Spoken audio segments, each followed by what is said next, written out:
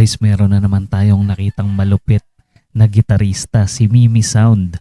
Ito yung kanyang guitar solo ng Dirty Diana ni Michael Jackson. Pakinggan natin kung gaano kagaling tong babaeng to sa pagigitara.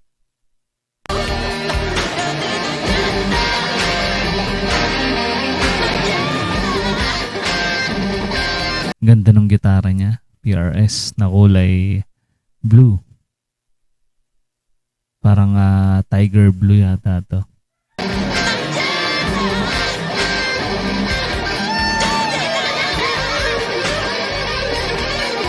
Grabe yung bilis ng kamay niya. Ng daliri niya, halimaw.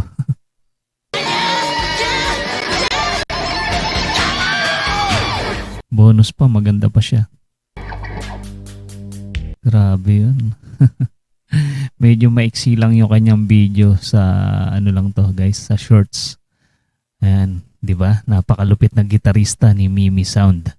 Kaya ano pa hinihintay nyo guys? I-subscribe nyo na yung kanyang channel. Lalagyan natin sa ating description.